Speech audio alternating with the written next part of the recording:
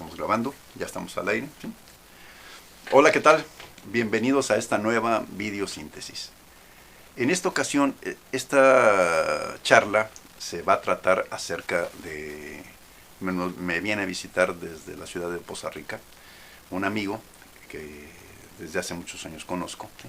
Que de alguna manera llegó a ser un maestro en una etapa de mi formación.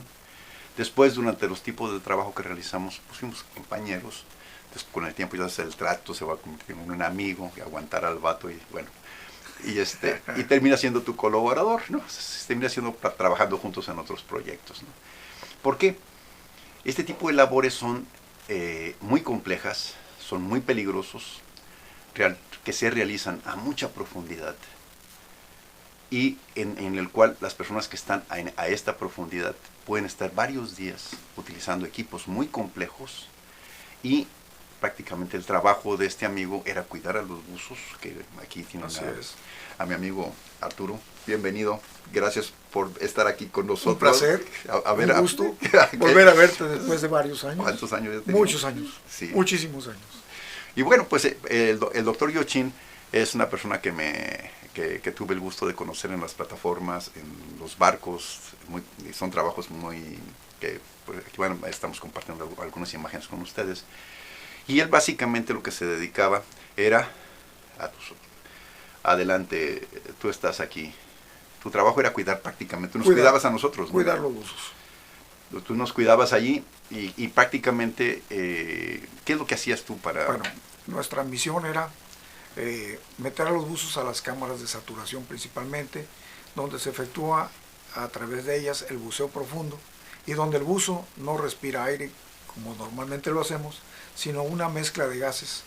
Se sustituye el nitrógeno que tiene el aire. Sabemos que tiene 21% de oxígeno, 78% de nitrógeno y otros gases raros.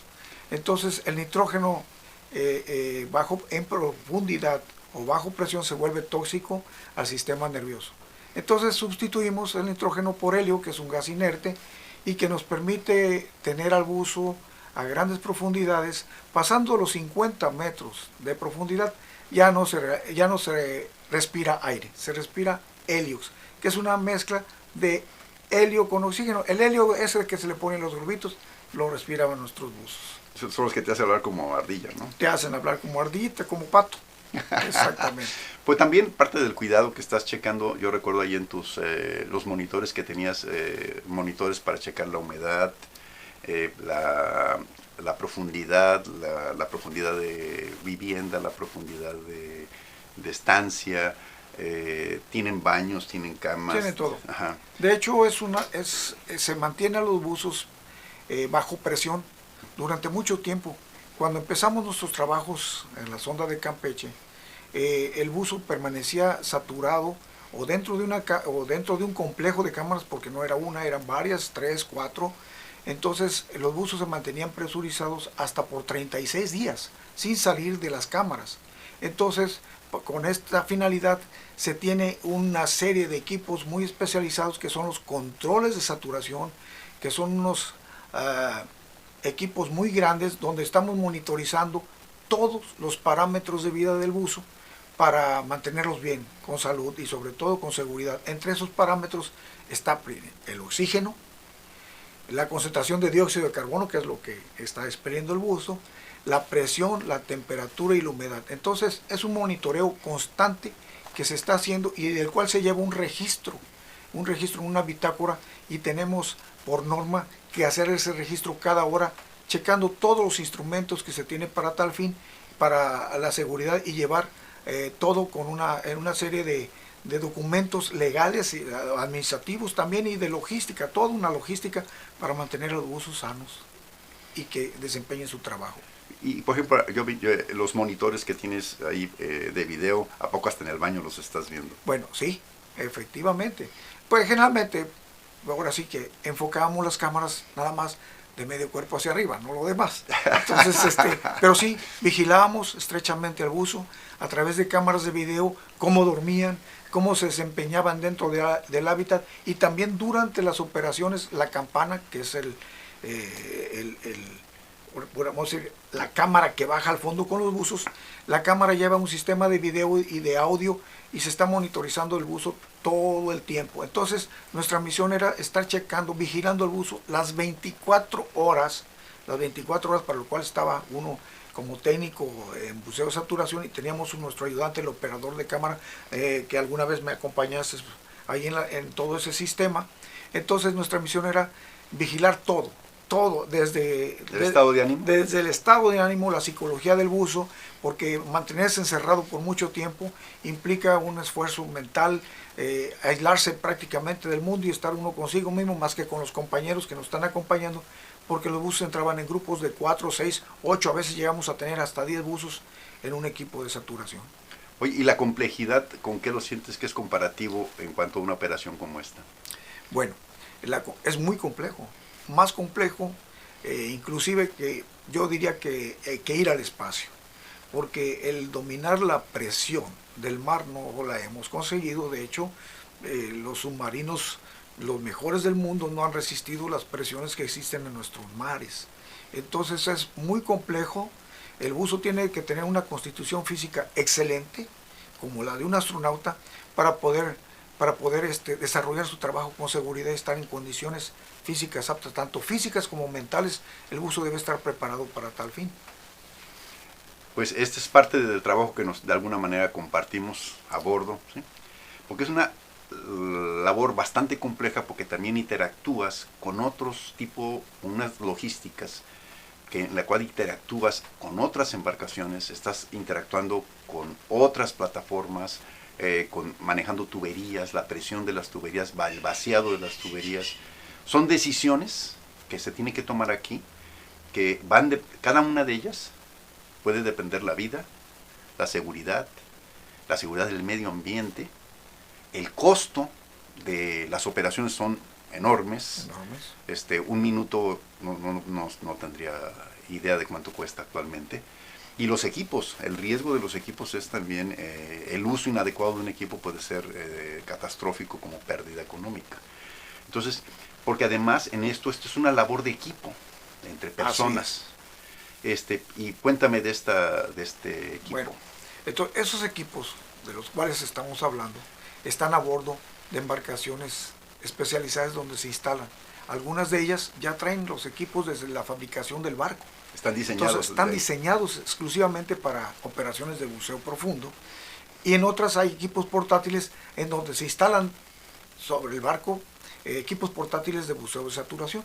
Entonces convivimos y hacemos un trabajo, como dices, en equipo, desde en donde existen el capitán, que es el que maneja el barco, marineros, grueros, operadores de DP. DP es un término se llama posicionamiento dinámico.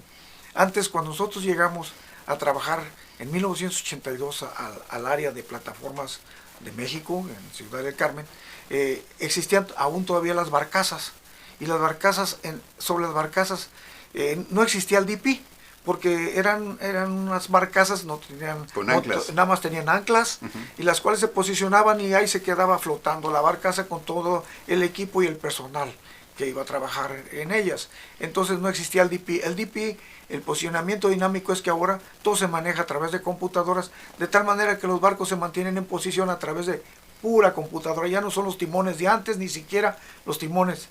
Algunas embarcaciones todavía los tienen de recuerdo, pero se les han adaptado equipos de computación.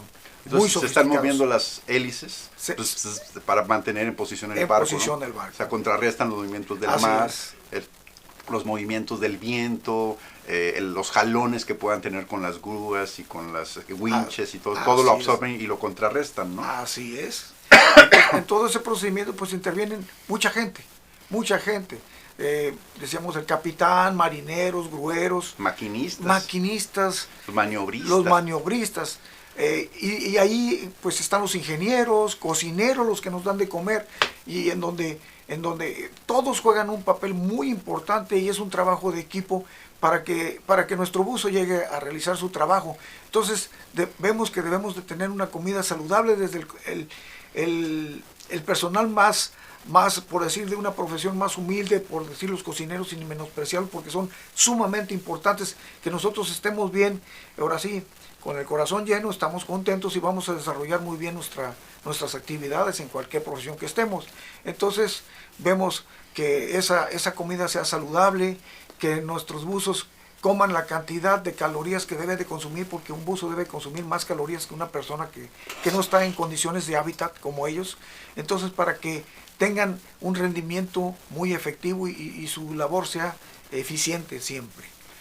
Solamente para que un solo buzo Así esté es. abajo, realizando con seguridad y eficiencia su chamba. Así es. Y es un trabajo que afecta emocionalmente, porque son personas que tienen a su familia lejos por meses, y esto se le llama trabajo offshore, o costa afuera, y que para llegar a donde están las áreas de trabajo, a veces son en barcos o en lanchas, son horas de transporte mar abierto, o en helicóptero otro tanto de horas. Y esa sensación de, finalmente, podríamos decir que hay una especie de costumbre, pero no, porque inmediatamente se nota, por ejemplo, que platicamos de los cocineros, porque la gente a bordo pierde el apetito. Así es. Entonces, si no está sabrosísima la comida, la gente no la come. Y eso afecta el rendimiento y afecta la operación. Entonces, pues ustedes decíamos que es tan importante la interacción de todos, porque es un trabajo de equipo. Hasta el cuate que te tiende la cama, ¿sí? Los camareros, el hecho de que esté limpia, que esté agradable tu cama al momento que llegas a descansar, pues todo eso implica en tu rendimiento. Y les platicaba yo de esta persona aquí, mi amigo, porque yo lo conozco, es un personaje que no tan solo es un profesional, sino más allá. Yo digo que si tú no eres, antes de ser buen profesional, tienes que ser buena persona. Sí. Y es el caso de mi amigo. Bueno, pues yo cuando ingresé a la aventura del buceo ya era médico. Entonces me tuve que volver buzo. El entrenamiento que recibimos un grupo de médicos fue de un extranjero que conocía toda la tecnología del buceo profundo. Nos entrenó a un grupo de médicos para abreviar tiempo en el conocimiento de toda la física, la fisiología. Entonces convocaron a médicos. Entonces tuve que aprender a bucear para sentir en mi cuerpo la presión y conocer todas las operaciones que hacían nuestros buzos, aunque nada más aprendimos a bucear y ya después ya nunca buceamos, pero sí nos dedicamos a desarrollar todas las actividades del buceo junto con ellos para entrenarlos en cierta manera y hicieran su trabajo, porque cuando nosotros ingresamos en 1982 eran todos extranjeros los que manejaban esos equipos muy sofisticados, y había buzos mexicanos, sí, pero nuestros buzos mexicanos eran ahora sí, los que ayudaban. Ahora sí, yo siempre les dije, eran los traidores: tráeme esto, tráeme el café, tráeme la comida, tráeme aquí un sándwich. Y nuestros buzos los tenían relegados en cuanto a profesión. Paulatinamente, nosotros, los que ingresamos a ese curso, aprendimos toda la tecnología con procedimientos de la Marina de los Estados Unidos, en las cuales, aunque nunca estuvimos en Estados Unidos, nos tuvimos que aprender los procedimientos que traían sus manuales. La Marina de los Estados Unidos tiene unos procedimientos muy eficientes y donde derivan tratamientos de buceo especializados, y los cuales todo eso le transmitimos a nuestros buzos hasta que llegamos en un promedio de 2 años a desplazar a todos los extranjeros de nuestra zona de Campeche. Y en la actualidad están nuestros buzos mexicanos trabajando todos esos equipos, no nada más operacionalmente, sino desde el tender de buceo hasta el superintendente de buceo, que es mexicano. El totalmente. tender es el que está cuidando la manguera Así del buzo, es. el que está sosteniendo la... El ayudante, el más... ahora sí que el principiante en el buceo lo tenemos de tender para que jale la manguera, sienta lo que es el buceo. Y al buzo que está abajo trabajando. Sí, pues y a veces son trabajos sumamente importantes, porque el hecho de que sepa sentirte, que mantenga la atención, es evitar que las hélices esas que se vayan moviendo, sí, vayan a jalar la manguera y terminas en una licuadora humana. Así Entonces, el tender, todos los trabajos son muy importantes aquí, ¿no? Entonces, les platicaba yo, por ejemplo, que cuando lo conozco, yo lo que noté en él, que era este personaje que tenemos aquí, muy curioso, y siempre investigando, y a ver cómo vamos a hacer, vamos a ver cómo le hacemos esto. Entonces, todo eso, de alguna manera, le gustaba desentrañar, simplificar, ¿no? Y todas las cosas, y para luego ya mascadito, ¿sí?, compartirlo con la banda. Y esto pues era muy padre y yo fui de unos afortunados que me ayudaste a entender más estos sistemas, ¿no? Y después fuiste mi jefe, hermano. Pero bueno, eso ya fue una circunstancia, ¿no? Pero. Fue una circunstancia. Y fíjate que hay que reconocer, por ejemplo, los buenos amigos, ¿sí? Son los que saben reconocer y saben distinguir cuando hay responsabilidades. Así ¿no? es, ¿Sí? así Y es. hay gente que no sabe distinguir eso y por eso es que seguimos siendo amigos hasta la fecha, ¿no? Hasta la fecha. Entonces, porque como que se pierden en la idea entre la amistad, el trabajo y la responsabilidad, ¿no? Entonces yo pienso que tenemos pero además, algo de lo que pues, yo noté mucho en el doctor Gyochin, Arturo, es este afán, ¿sí? De servir a los demás, ¿no? Y ese disfrute que tienes tú por enseñar, como estás demostrándolo en este momento, ¿no? Es tu afán, ¿no? Así es. Entonces, Así y es. en vez de retirarse a la vida tranquila, ¿sí? Ya que ya le corresponde. Sí, ya estamos pensionados. ¿Cuántos años tienes? Tengo 69. Vamos a cumplir ya Ya el 70. séptimo piso. Ya estamos en la séptima. Entonces viene desde Poza Rica, ¿sí? Manejando hasta aquí, hasta Jalapa, para poder compartir, ¿sí? Todo lo que ha descubierto, lo que ha probado, ¿sí? Lo que ha probado en todas esas técnicas tan complejas que se puede aplicar ahora para la salud. Así es. Mira, me tocó pues aprender con los buzos y con nuestro instructor, ¿verdad? Todo lo de la medicina hiperbárica aplicada al buceo, que es de donde provienen muchos de los principios de la medicina hiperbárica. Están todos, muchos de los principios provienen del buceo, en donde se aplican las presiones más extremas en cuanto a la profesión más dura, que para mí es la del buceo, y en las cuales a través de la medicina hiperbárica no nada más se tratan los buzos, se tratan también los astronautas, nuestros amigos astronautas también se llegan a enfermar por efectos de presiones, igualmente que los pilotos en aviación llegan a experimentar enfermedades de descompresión, y en donde la medicina hiperbárica se aplica para resolver las patologías inclusive muy severas y que el buzo entre nuevamente a la salud. Bueno, pues esos conocimientos me llevaron a aprender la medicina hiperbárica para resolver enfermedades ordinarias que padece la gente, por así, y en los cuales pues hice estudios en varios lugares. Tuve infinidad de cursos desde 1985 ando aprendiendo todo esto, y la vida me llevó hasta llegar a Cuba, en donde yo ya sabía que nuestros colegas cubanos médicos tenían la experiencia que les pasaron nuestros colegas rusos. Entonces tenían experiencia en el tratamiento en enfermedades ordinarias a través de la medicina hiperbárica, a través de una cámara. Claro, aplicando presión, pero no tan drásticamente como en el buceo profesional, donde las presiones son pues muy grandes, ¿no? En este caso usamos inclusive las cámaras para los tratamientos nada más en profundidad vamos a decir, entre 10 a 14 metros.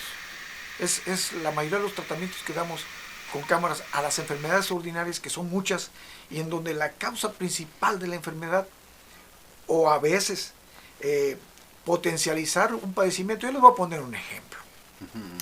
De las enfermedades en donde la hipoxia o baja concentración de oxígeno, un ejemplo, el infarto cerebral, el infarto del miocardio. Infarto significa quedarse sin sangre, y la sangre lleva el oxígeno a la célula.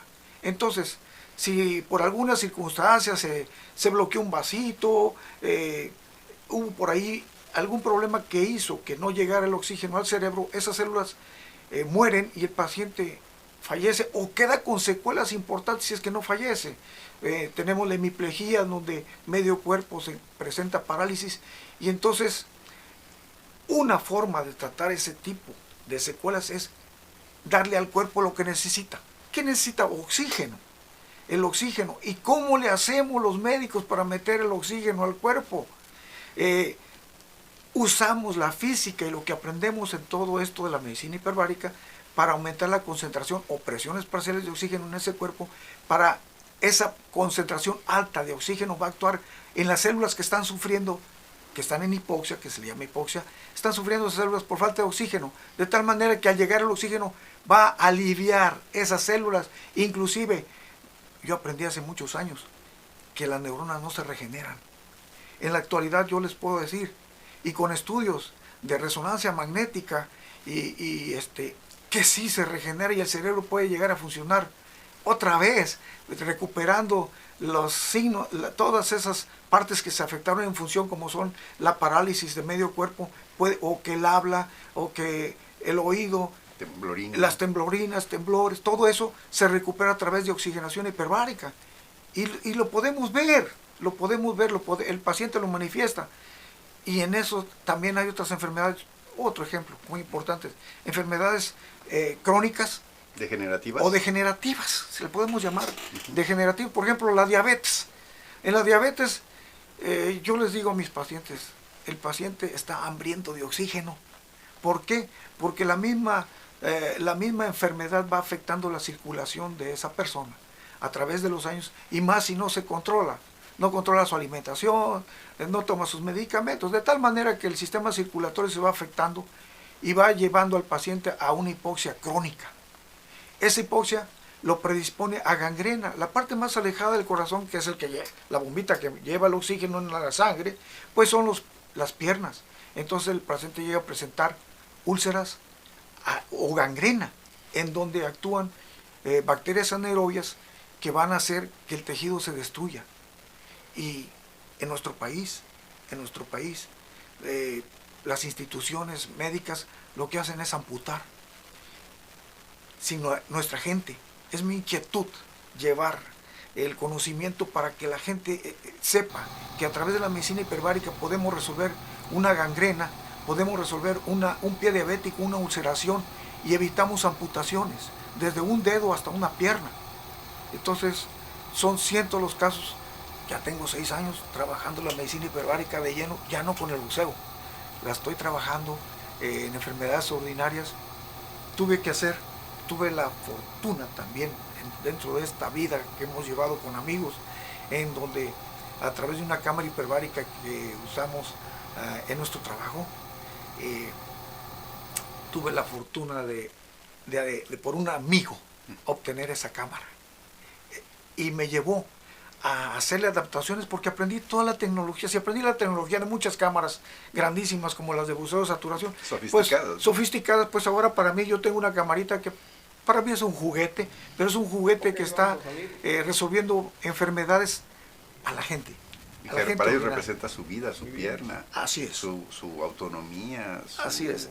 La amputación, así sea de un dedo, hace que el paciente entre en un estado depresivo y se abandone.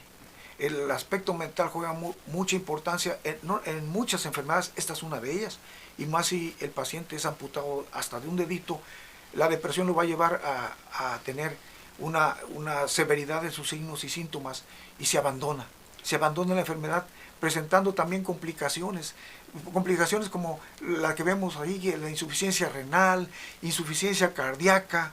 Entonces son complicaciones que son por la naturaleza de la misma enfermedad, pero que el fondo es la hipoxia, y que la podemos en cierta manera resolver en un porcentaje, yo diría, grande.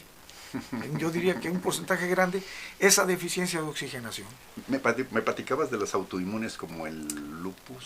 Sí, mira, las enfermedades autoinmunes, actualmente he adquirido conocimientos que en mi vida, así como recibí el entrenamiento de la cámara hiperbárica. ¿Qué es eso? Cuando me dijeron, ¿quiere usted aprender operación de cámaras hiperbáricas? ¿Qué es eso? En mi vida había escuchado, siendo médico, que era eso. En la actualidad, pues, vemos que sí funciona. Entonces, hay muchas enfermedades. Hay enfermedades autoinmunes en donde el cuerpo está autodestruyéndose, pero tienen que ver muchos factores. Me decías, por ejemplo, las alergias, del lupus, por ejemplo, ¿qué? El lupus eritematoso diseminado. Por ejemplo, traté recientemente a una niña con una colitis ulcerativa crónica inespecífica. ¿Qué es eso? Que es un síndrome. Cuando los médicos hablamos de síndromes, son conjuntos de signos y síntomas en donde los médicos no sabemos la causa, pero que el cuerpo está sufriendo. Entonces, nuestros colegas cubanos la están tratando de hace años. Tuve una paciente mexicana, una niña, 13 años, empecé a tratarla con oxigenación hiperbárica y logré excelentes resultados, excelentes, está en la normalidad la niña. Después de 7 años de andar visitando pues especialistas, internistas, de todo tipo, especialistas donde estaban gastroenterólogos, en fin, internistas, en donde no resolvían el problema. Generalmente nosotros los médicos, yo también lo aprendí, para los síndromes usamos mucho los corticoides, los corticosteroides, dexametasona, prednisolona, etcétera. Entonces, pero que muchas veces no nos resuelvan la problemática y nos pueden dar efectos colaterales. ¿Tú dónde estás? En mi casa. En tu casa. Al trabajar tantos años fuera, como acabamos de platicar, que estuvimos muchos años trabajando con nuestros amigos buzos, aislados de la familia. Entonces, y ya al retirarme, no, yo voy a seguir, me gusta la medicina, yo voy a seguir curando a la gente y voy a usar lo que he aprendido durante muchos años. Entonces, partí mi casa a la mitad. Feliz de haber estado tu mujer, ¿eh? Algo. Entonces partí mi casa a la mitad y puse la cámara, la instalé ahí. Hice maniobras de lo aprendido en las embarcaciones, hice maniobras para meter esa camarita que pesa 2,000 kilos. 2 toneladas. 2 toneladas. Entonces, ya ahí estamos, en Poza Rica, Veracruz. Bueno, aquí voy a poner el teléfono del doctor para que tengan a disposición los datos de él. Doy las sesiones diarias. La mayoría de las sesiones son entre 1 hora, hora y media, dependiendo del padecimiento. La profundidad, la presión que le metemos al paciente es con aire. Es con aire. Entonces, lo vamos presurizando, no entra el paciente solito a la cámara, entra con un asistente. Entonces, lo tenemos encerradito de 1 hora, hora y media, y de lunes a viernes. Y generalmente damos el rompimiento donde no se respira oxígeno. Entonces, dando la terapéutica. Entonces, y yo aprovecho para descansar y también para seguir leyendo y estudiando. Oye, ¿y un tratamiento cuántas sesiones puede durar? Bueno, mira, por ejemplo, yo les quiero decir que, por ejemplo, en el diabético los resultados son excelentes y dramáticos en lo rápido. Bueno, el diabético padece lo que nosotros llamamos neuropatía. Entonces, un montón de signos y síntomas. El característico es el dolor. El dolor, bueno. Ese dolor, todas esas sensaciones raras, dolores, calambres, entumecimientos, hormigueos, desaparecen generalmente con las primeras 5 sesiones. Entonces yo les recomiendo a todos los diabéticos, a todos, hasta los que no tienen pie diabético. En el pie diabético la recuperación también es excelente. Las úlceras sanan. Bueno, pero yo les recomiendo a todos los diabéticos oxigenarse una vez al año, 10 sesiones, aunque estén controlados. Y vieras cómo se controla la glucosa y la presión, porque generalmente nuestros pacientes diabéticos nos llegan con una bolsa de medicinas porque están tratando una enfermedad, como dices, degenerativa, en donde crónica, en donde pues para el riñón, para el dolor, para todo, pero que tiene una eficiencia, no quiero decir, pero no es tan eficiente como meter el oxígeno. Nosotros metemos el oxígeno y vemos la respuesta en las primeras 5 sesiones. Si el paciente no puede caminar bien, es increíble. El paciente no puede caminar bien y a la semana ya no tiene dolor y empieza a caminar bien. Y con 10 sesiones el paciente está bien, sin dolores, le controlamos todo. Me gusta hacer gráficas también, dentro de lo que aprendí con las organizaciones y toda la logística. Entonces me gusta hacer gráficas de presión, de su glucosa, cómo se comporta en el tratamiento, para llevar al paciente a un control de su glucosa en una forma muy eficiente para que no siga esa glucosa ocasionando daño a sus vasos. Entonces ese es el objetivo. Entonces no vamos a curar la diabetes, porque tiene mucho fondo genético y muchas cosas que podríamos hacer una conferencia, ¿no? Entonces, pero que sí podemos hacer un control de tal manera que el paciente tenga una calidad de vida mucho mejor. ¿Cómo? Vi que tenías cámaras de video, ¿eh? Sí. Veo que tienes un contacto visual directo. Sí. Tienes a tu asistente. Así es. ¿Con qué más monitoreas? La cámara es la cámara que usé, una de las cámaras que usamos en buceo. Hice O sea, que toda está una diseñada adaptación. para mucho más presión, ¿no? Está diseñada para mucho más presión, pero las presiones que usamos, les dije, en enfermedades, son presiones bajas. Entonces, es una cámara segura y el paciente lo tenemos vigilado con un sistema de video. Adentro tenemos una cámara de video, entonces tengo una pantalla, afuera yo manejo la cámara, dentro con el paciente está un asistente que es el encargado de colocar la mascarilla y estar al pendiente del paciente dentro. Pero yo siempre estamos, como cuando estaba con ustedes, vigilándolos a través de cámaras, en todo un complejo de cámaras, yo lo estoy vigilando toda la hora o hora y media de tratamiento. Estoy ahí sentado vigilando que el paciente esté respirando y todo funcione, todo el equipo funcione con la eficiencia que debe de funcionar. Y esto, por ejemplo, comparada con los tiempos que tardas entre diferentes tipos de enfermedades en tratamientos. Sí, mira, a veces en el pie diabético, cuando llevan úlceras, las úlceras hay clasificaciones médicas, clasificación de Wagner, de acuerdo a la severidad de las lesiones en el pie diabético. Depende de la profundidad, de la extensión, etcétera. Pero nosotros vemos que la recuperación, yo les quiero decir, les voy a poner el ejemplo de una amputación.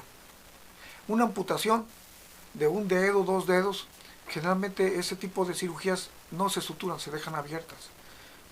Se saca, se oye muy feo, pero se saca como si fuera una rebanada de pastel al pie, se deja la herida abierta. Entonces hay que curar al paciente diario. Cuando nosotros curamos y metemos al paciente oxigenación hiperbárica, en 2 meses y medio a 3 está completamente cerrada la herida. Cicatrizada. Y empezamos con la rehabilitación para que el paciente empiece a caminar. No pasa así si el paciente no recibe oxigenación hiperbárica. Sin oxigenación hiperbárica, una herida de este tipo tarda de 8 meses a 1 año. Pero tenemos... No le sella al 100%. Exacto, pero también el paciente está en riesgo de que se reinfecte porque pues hay bacterias anaerobias que las matamos con el oxígeno. Son muchos los mecanismos de acción del oxígeno. Haríamos otra conferencia. Bueno, pero en síntesis, el oxígeno mata las bacterias más eficientemente que los antibióticos que metemos de la farmacia. Claro está, usamos medicina alópata de farmacia, pero potencializamos efectos, se conjuntan los efectos. Pero les quiero decir que en eficiencia de acción sobre anaerobios, el oxígeno, al elevar la presión parcial de oxígeno en el cuerpo, y que aquel pie que está sufriendo porque no le llega el oxígeno, va a llegar el oxígeno a través de la superconcentración de oxígeno, vamos a decir. Las moléculas van a llegar de oxígeno a esa herida donde están las anaerobias. Las anaerobias, al ser tocadas por el oxígeno, se destruyen de inmediato. Una gangrena la podemos controlar en 48 horas. Órale. No me crean, compruébenlo con medicina hiperbárica. Órale. Pues ya tenemos aquí un pequeño resumen, porque yo sé que esto lo acabas... Es muy extenso. Es muy extenso, porque lo que hemos platicado y lo que estamos poniendo, estamos hablando de toda una vida, ¿no? De toda una vida de experiencias, de casos, de situaciones, que de alguna manera sumados, ¿sí? Son experiencias que para que alguien los viva, pues... Te quiero platicar algo. Cuenta. Mira, la medicina hiperbárica, vieras qué resultados excelentes da en los traumatismos de cráneo. Ajá. Nosotros pertenezco a una generación de médicos de la Universidad Veracruzana, en donde cada año nos reunimos todos, especialidades de todo tipo. Yo soy el único hiperbárico. Bueno, entonces me tocó ver a un compañero que había tenido un accidente, un traumatismo de cráneo donde tuvo 2 derrames. Lo atendieron mis colegas, lo sacaron adelante, no hubo ni cirugía, pero quedó con unas secuelas severas. Un cirujano que me tocó, al estar comiendo con él, lo vi temblando. Sus manos tembló, al agarrar los cubiertos estaba así. Su hablar muy lento, sus respuestas muy lentas. Secuelas del traumatismo de cráneo. Eso lo vi a los 7 meses después del traumatismo. Entonces me acerqué y le dije, él es de Papantla, cirujano. Entonces le dije, te espero, yo te voy a curar las secuelas que estás presentando del problema cerebral. Se me quedó viendo muy raro con todas sus secuelas y le digo, no pierdes nada a comprobar. Yo sé que no me entiendes lo que te voy a decir ahorita, pero yo te espero en mi casa. Le di mi dirección y todo. Acudió. Lo metí a las sesiones hiperbáricas. A la 6ª sesión lo vi muy bien, Y le pregunto, ¿cómo te sientes? Y me dice, bien, mira. Y sus manos firmes. Yo tenía que darle 20 sesiones. Y él no regresó a la 7ª. Y cuando le hablo, ¿por qué no vienes? Vas a recaer, tienes que venir a tu sesión hiperbárica. Es que ya no puedo porque ya me regresé al hospital y estoy trabajando y estoy en la clínica donde doy consulta y hago cirugía. Vas a recaer, hermano. No lo vi hasta en un año. Y ahora, como él me dice, hacemos una buena mancuerna. Ajá. Porque él es mi cirujano. Cuando el paciente diabético llega con una gangrena. Sí terminó el tratamiento. Sí, después terminó el tratamiento y está al 100% el doctor. Wow. Bueno, la cuestión es de que ahora me dice en la actualidad, él le expliqué todo lo que hago con la cámara hiperbárica, desde luego, cuando estaba en tratamiento, y ahora me dice el doctor, hacemos muy buena mancuerna. Sí, porque cuando yo tengo un paciente que me llega ya con gangrena muy avanzada, donde el tejido ya no tiene, ya no va a tener respuesta ni con oxigenación hiperbárica, entonces hay que amputar. Entonces, cuando hay ese tipo de situación que se necesita hacer la cirugía, lo mando con él. Yo no amputo nada. Los mando ahora sí, con mi amigo y cirujano. Él sabe lo que tiene que hacer. Pues además tiene la vida, ¿no? Porque él sabe que no tiene que quitar todo el dedo, todo el pie. Como la mayoría de los cirujanos hacen, porque no conocen la medicina hiperbárica. Él la conoce, entonces lo que él hace es quitar nada más el tejido necrótico inmediatamente después de controlar todo, porque lógico también usa medicación, etcétera, lo que tiene que hacer un cirujano. Una vez que resuelve el problema inmediato de lo que es la gangrena, entonces me lo envía. Entonces yo termino curando y metiendo oxigenación y he logrado a veces, cada paciente es diferente, reacciona de manera diferente, entonces he logrado recuperaciones en 2 meses de cirugías de ese tipo. No. Y algunos 3. El promedio son 3 meses para que cicatrice una herida. Entonces, de gangrena diabética.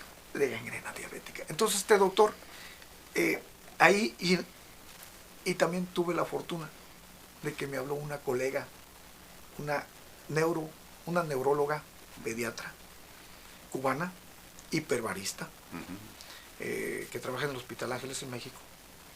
Me habló para decirme, doctor, usted tiene tantos años en la medicina, me encontró por ahí en el internet, dice, ¿qué le parece si divulgamos la medicina hiperbárica en su país, aquí en México? Porque nuestros colegas no saben nada. Digo, excelente. Y empezamos a dar, no conferencias, empezamos a hacer talleres de experiencia clínica en medicina hiperbárica en el Hospital Ángeles en México. Entonces, junto con ella, organizamos esas charlas en donde vienen médicos de toda América Latina y estamos avanzando. Compartiendo experiencias, aprendiendo todos de todos, porque la medicina hiperbárica está avanzando y sigue avanzando conforme los avances médicos en cuanto a diagnósticos, y todos nosotros también estamos avanzando en el tratamiento. Entonces estamos usando todas las herramientas posibles para llevar la salud a nuestros pacientes, y en eso ando. Ahora en eso ando, amigo. Pues, querido público, muchísimas gracias por estar aquí. Ya saben, darle like al video, ¿sí? Compartan, porque esta información es importante puede llegar a ser muy importante para gente que está tomando decisiones difíciles, y son estados en los que lamentablemente podemos llegar, y algunos seres queridos también pueden estar cercanos a ellos, y pues tenemos soluciones accesibles, que están probadas, que están dando resultado, y que pues que lo hagan saber a más personas. Y la verdad, esto no es yo conozco al doctor, es una persona que ya pasó o nunca estuvo en esto de la utilidad y las ganancias que parece que la mayoría de la medicina se está dedicando a ello, sino que es una persona que se dedica a servir a los demás. Y por eso es la invitación, ¿sí? Que me hizo el favor de trasladarse hasta acá por esta... Y compartir lo que estoy aprendiendo, porque también es una persona inquieta, que tiene muchos conocimientos. Entonces me encantan sus videos porque hacen unos videos fabulosos. Entonces, y también volver a compartir momentos con él, porque teníamos años de no vernos. Sí, estás igualito tú. No, también tú nada más que te dejaste la barba, mira, a mí también me sale barba blanca, pero no me la dejo, quítatela. Hasta luego. Aquí ya saben, like, compartan y comenten, aunque sean mentadas, pero ahí pónganlas. Hasta luego. Hasta luego. Ay, esta cosa ya se apagó. A ver. Ahí, estás. No. Ah. Bueno, ahí está eso. 46 minutos nos aventamos. Sí, está, ahí está grabando, ya está.